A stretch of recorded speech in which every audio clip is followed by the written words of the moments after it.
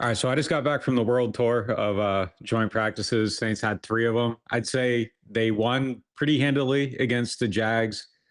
I give them the win against the Cowboys on both sides, and then definitely a loss against the Rams. What does history tell us about teams that feel like they come out of joint practices faring better or equal to their opponents, or Yeah, worse? so this is a really kind of interesting world, and I think it is especially relevant now, given that so many teams are having joint practices and then they just totally mail it in and they don't play any of the starters. But going back over the last 15 years, going back over the 20 years, I attempted to construct sort of a database based on the sentiment of how these joint practices went. And it's a little bit complicated because you get a bias from fans, for example, that their team won. But ultimately, I sort of came to a conclusion that if the general consensus was that one team, won joint practices by a margin of like 60-40 based off of the general sentiment, with special weighting towards beat writers in particular, and especially special weighting for beat writers who actually judged that the opposing team won joint practice.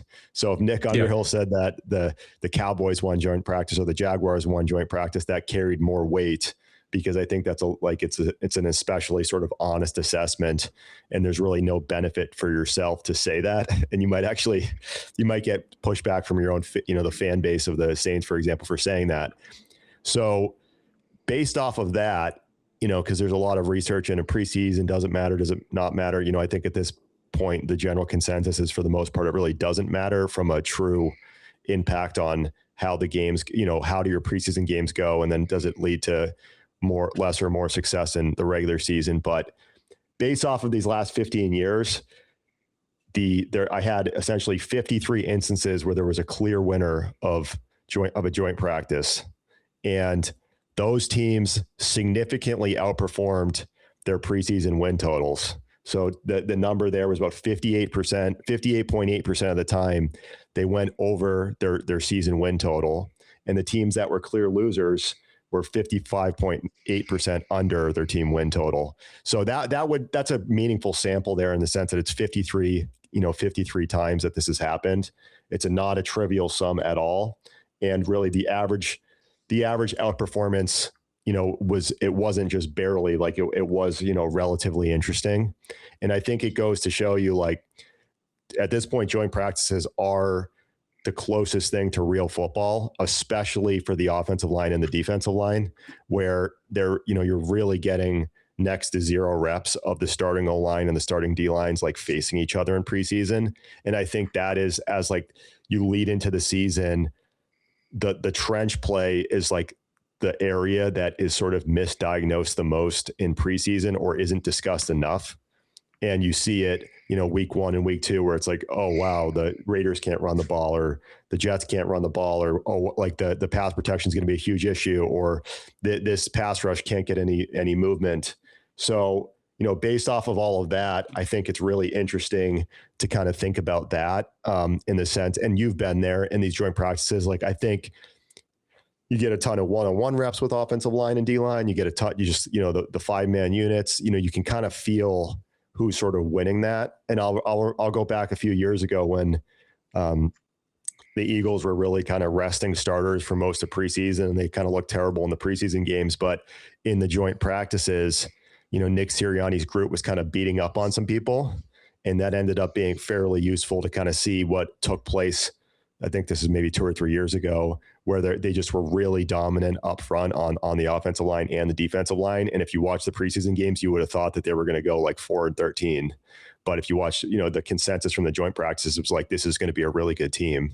So I'd be interested in what your thoughts are on sort of your own experience. You've covered a lot of joint practices over the years, and what that sort of means to you. Well, I'm incredibly disappointed that this regime does not do one-on-ones at all in joint practices. Like, there were no receiver, cornerback one-on-ones, no O-line, D-line one-on-ones, which, like, to me, the O-line, D-line part of it is usually the most informative thing you see, because when we're watching practice, like we got a flat angle, we're on the sideline, you're kind of trying to look in and there's a lot of stuff going on. And if you like aren't up and down looking in, and if you don't have the benefit of film to watch those reps, you're kind of guessing at what like Alan Heron's doing with the third string offensive line. And then those one-on-ones, you kind of get that isolated look at it. And man, the competition on those is kind of incredible too. I wonder if that's a league-wide trend. Belichick and Peyton always had the one-on-ones in these, but I definitely think it's the height of information gathering, and I liked it a lot when it used to be like a 3-day series of like, you'd have the two joint practices and then the game. A lot of times now it feels like there's one practice and then a game at the end of the week. But it's definitely the best source of information gathering. Like you get the best level of information. Usually by then you're about 10 days into watching the same offense and the same defense beat up on each other.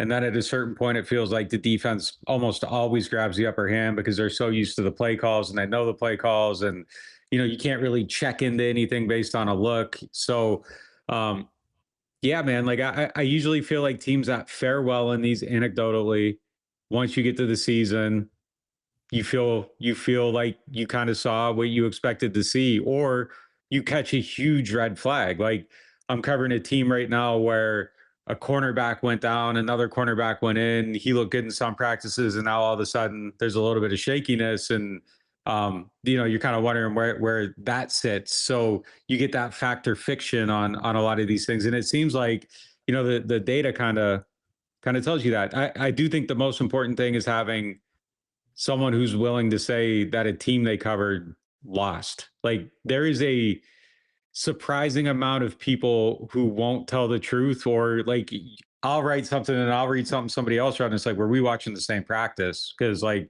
the Rams just cooked them. But I think in New Orleans, like there's pretty honest people. I think in New England, there was just so many people covering that team that there were so many different opinions, and sometimes it felt like, did you just watch like what the Texans did there? So yeah, I mean, I think that's probably the biggest piece of it is just making sure you have trusted sources. But I think if you had those and someone's actually making an honest effort to analyze practice, I think you can really grade it like a win and a loss. And especially if a team's practiced a few times with other teams, I think you get like a really wide array of information there. Yeah. And so, sort of expanding on the, that initial sort of work, I shared this with a guy who's almost certainly going to head into the Hall of Fame as a first ballot Hall of Famer. And I just sort of was interested to hear what his thoughts were. And he made a great point, and he said, you really should compare who is the clear winner of joint practice based off of who was expected to win.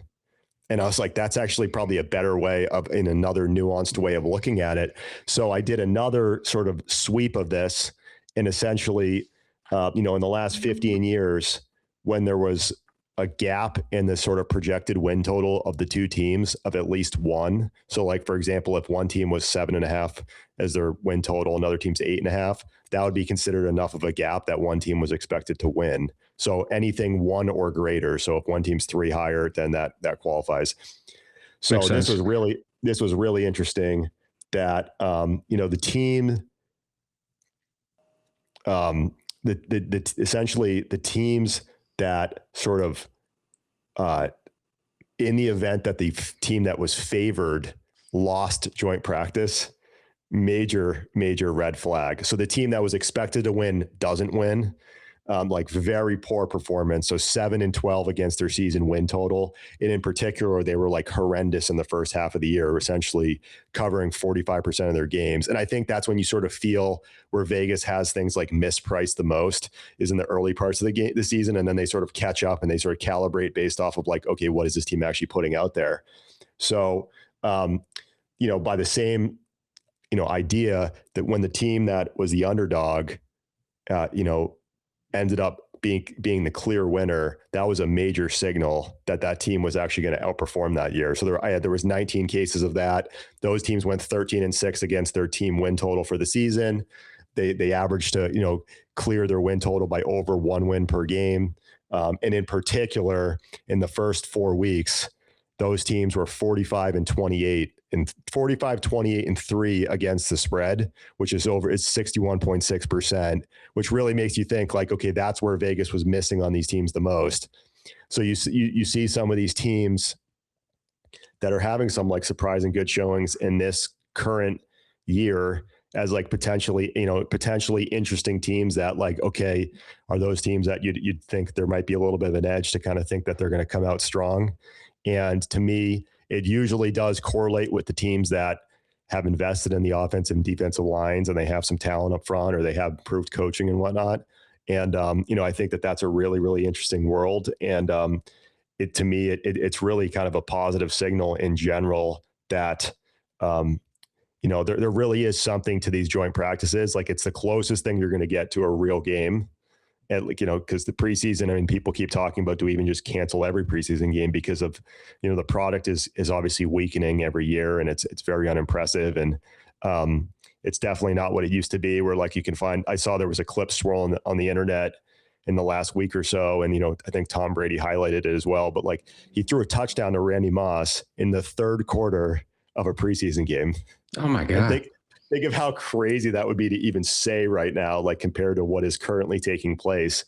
So, I think it's a really interesting world. And, I think as everyone's trying to look for these slight edges and pieces of information that could help out, like I really do think there's something to the joint practices having some kind of meaning.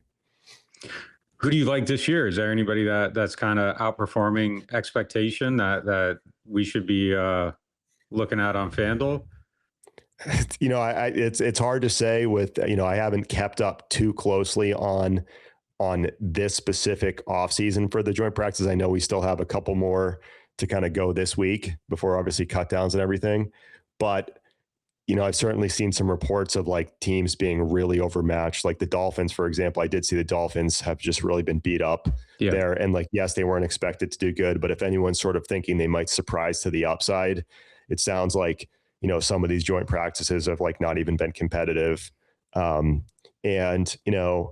I would have to look a little bit closer at like any teams that are surprising. I know obviously that Saints Jaguars one was a little bit surprising given that the Saints, there was a pretty much a consensus. The Saints did a great job and the Jaguars won 13 games last year and, maybe it wasn't their best showing. And that's one that kind of caught my eye, but I'd have to kind of go through each one individually.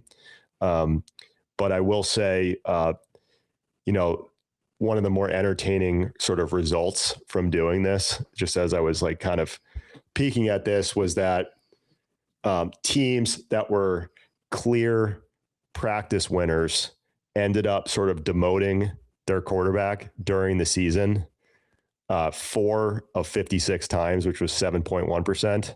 And teams that were clear joint practice losers ended up demoting their quarterback in season 13 of 56 times, which was 23.2%. So more than 3 times as often. It kind of makes sense if you think about it that like if they weren't doing well in joint practices that, maybe they just were a weaker team, but at the same time, it kind of aligns with like, a chance that the team is going to be more likely to underperform, in that season. So really interesting stuff. And Malik comes to mind as you say that, like just kind of with how they're underperforming, and then I don't know. We'll kind of see with that. Yeah, it'll be really interesting given that the Dolphins have, they have an incredible amount of dead cap this year, and it's like the roster, I think by many judgments, is 32nd in the league, and it's a sort of kind of a reset year. And like, what happens if they're 2-12 or something? And there's a couple games left and everyone talks about the whole tanking. How do you like ethically tank? What even is tanking really even happening? But like,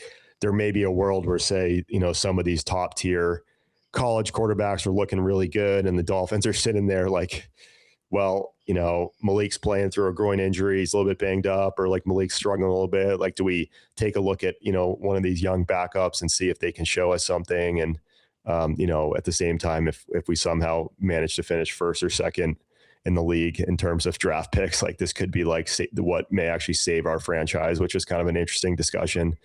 But, and then I think the last thing I kind of hit on here that was really interesting was that, I had 7 instances where this is like definitely a smaller sample, but 7 instances in which the assessment was that a team lost the line of scrimmage on both sides of joint practice.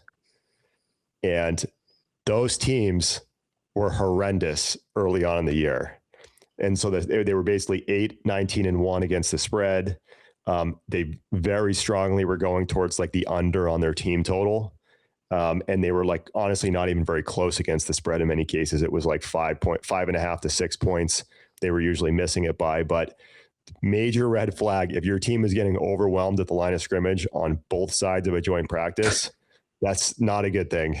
And, I think that again, the Dolphins were a team that kind of showed up there in terms of having struggles. And, I'm sure there was a couple more that, sort of were in a similar boat, but it's interesting how it especially seems to be showing up with like the potential edge being in like the early parts of the season there.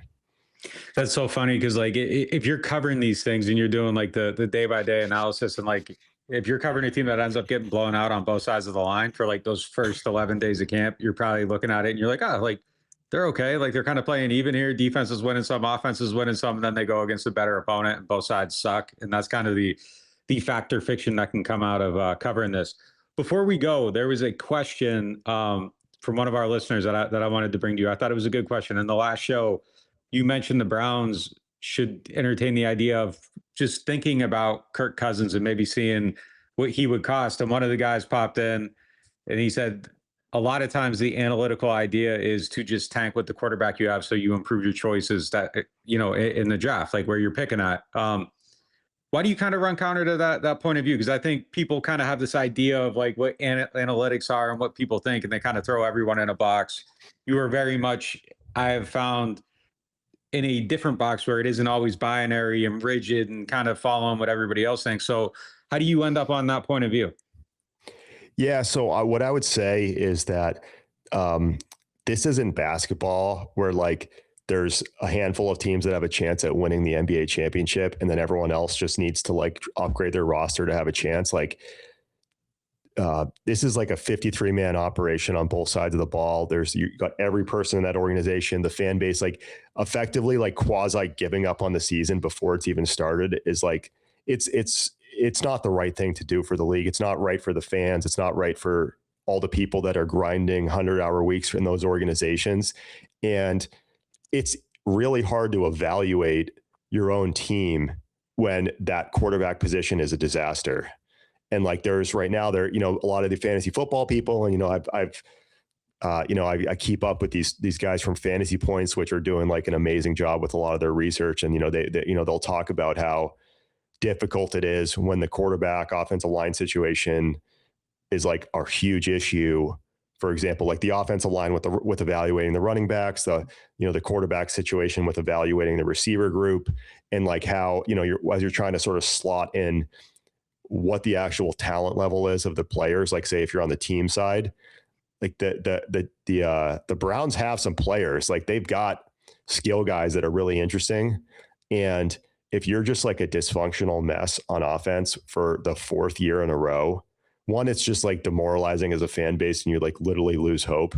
And two, how do you evaluate your rookie receiver draft picks, your second year, running back, the second year tight end? There's a lot of players that you can effectively like misevaluate. And even a lot of the offensive linemen, it's actually interesting how many of these offensive linemen, when I posted this sack rate tweet over the last week, there was probably 12 different offensive linemen that like followed me or DM'd me on Twitter. And they're talking about like, thank you for putting this out here. Thank you for putting this out there, because the evaluations of those players have been like essentially deceivingly wrong at times when they might be doing their job. It's like a 5-man protection. It's empty protection. And the quarterback holds onto it and hitches 3 times and tries to scramble and takes a terrible sack. Like the offensive line did their job. And like that evaluation gets clouded. And even on the team side, it's hard to like ignore that, like, and say, okay, well, this player did end up giving up a sack, and like really being precise, like, well, how much of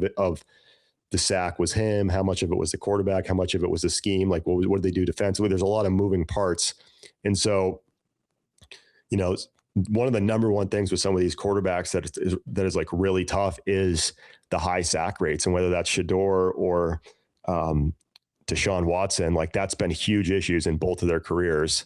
And and that population includes when Deshaun was like healthy. So like he was taking too many sacks then. He's really taking way too many sacks now.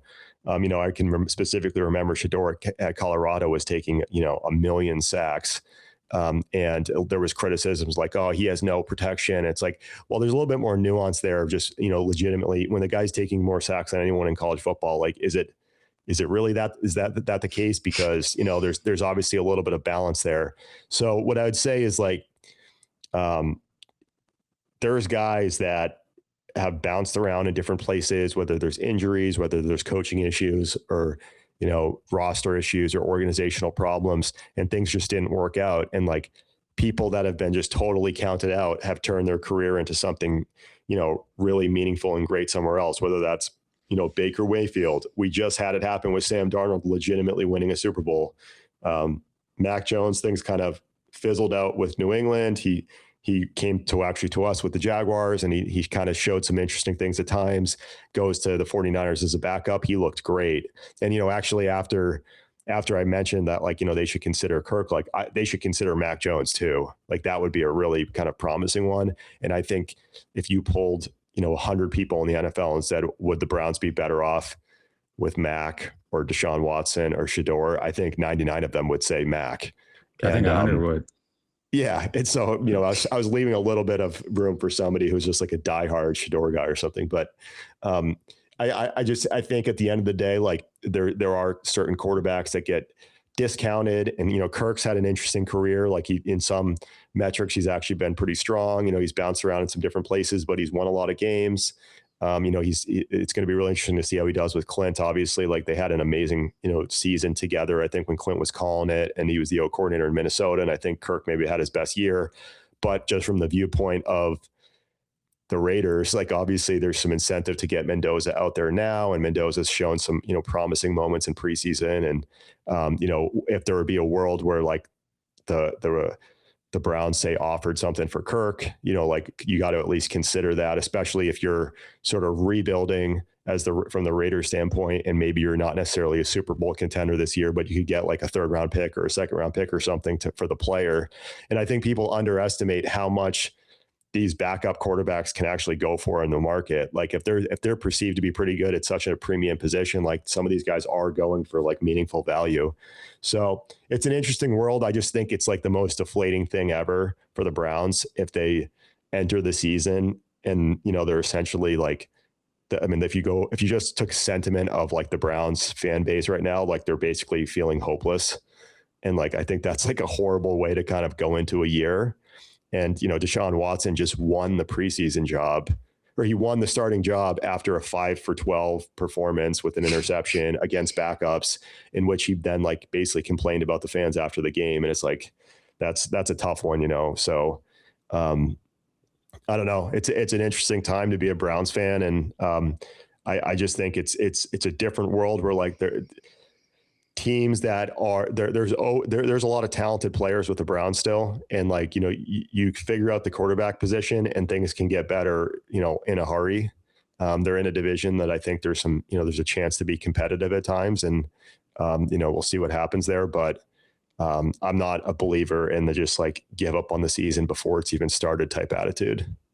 See, I think that's why your perspective is like so important in this space, because a lot of people with your background that have never worked for a team automatically just go for a tank and get the quarterback. But if you've actually been around the team and you've been in one of those buildings, there's like a toxicity too that can seep in with losing that the building may never recover from. And just having the right culture can propel a mediocre team to being good or a good team to being great. And if you just kind of let your foot off the gas of that, and everybody knows and everybody can tell you're not actually trying, it can be hard for a building to ever overcome from that. I mean, so I think there's just a reality of you have to try to actually win. It's very easy to say like, don't try to win games when there's nothing at stake, when you can just sit there from 1,000 miles away and act like that there's no impact on anything else. Like that can have impact on everything. And like, we've seen teams not be able to overcome that. I think once you get to a certain point and there's a realization in a season, like, yeah, sure. Like maybe let a guy linger on IR, maybe go to the backup quarterback, maybe do some different things, but you can't do that in in August. Like you can't. Yeah, I'd also say, I worked with a few different coaches that have been with the Browns over the years, and there was a running joke that their nickname was the Factory of Sadness. Like that was the building, and essentially, you walked into the building, and everybody was just like, the vibes were off because they Yeah. struggled so much. And I really do think, as they tried to moneyball it, they really mangled. They set analytics back about 5 years when they tried to go all in on this moneyball attitude. And they With went whatever Moneyball it was. people. Yeah. They went like would they go like they won like one game in 2 years or something, and like that was like a flashpoint where people pointed out that disaster of a stretch as like, this is why analytics is BS. Like, but I think it truly does it. It almost like normalizes losing and sucking. And like it has like a tangible impact in the building, and the players become indifferent.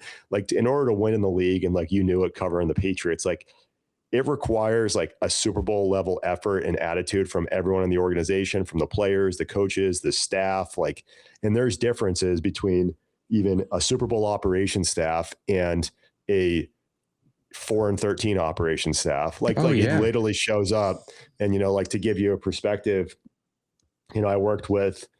there was a guy that I worked with last year with the Raiders named Dan Leader, and he's a ops guy.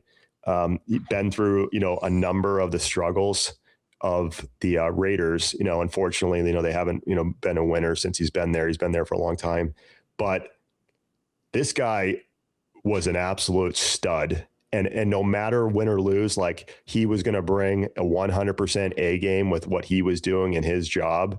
And he made me better at my job doing the game management stuff. Like he actually assisted me at times in the booth. Like he was up there kind of doing an administrative role, and then he kind of chipped in.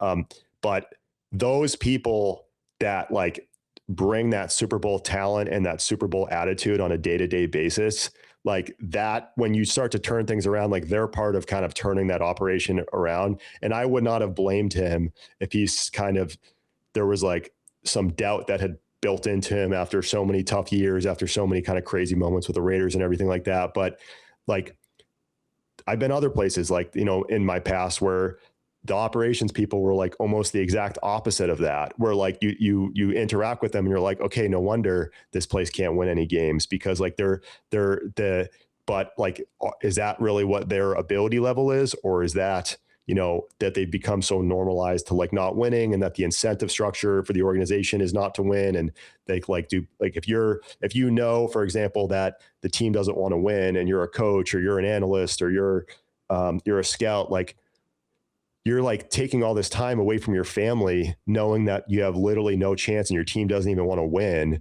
So then it's sort of like becomes like a flywheel effect where you further, like, what am I doing here at 8 p.m. on a Thursday night when I could go see my kid, or I could go, I'm missing out on my child's recital or whatever to do this, when my team doesn't even want to win. And I think that that's like a real thing that people don't talk about.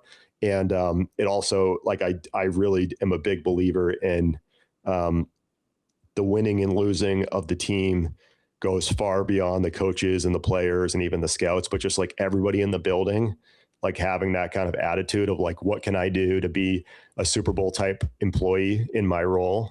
Because at the end of the day, like, if you're the strength coach, if you're the athletic trainer, if you're a sports science guy, if you're, the team development person, like, you should have the attitude just like the coaches and the players, like you're competing with the other 31 teams as well.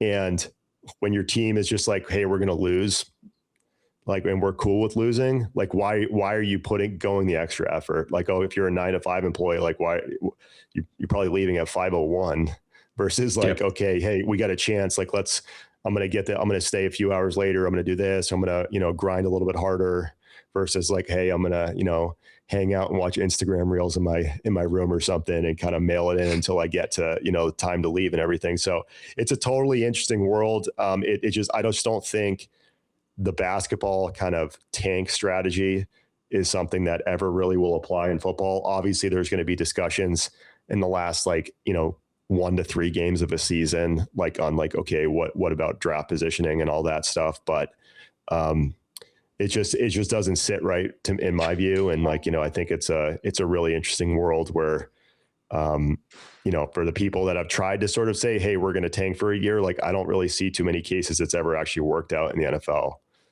Yeah, there's been a couple, but not many. And people always point to like those one or two, and it's like, well, what about all these other teams that never found their way back? Like they willingly walk into hell, and then they just live there for so long, so many different times. That's going to do it for today's show. Appreciate you guys for watching. Make sure you're liking, subscribing, telling a friend, leave a comment. All that stuff helps us out. We'll talk to you next time.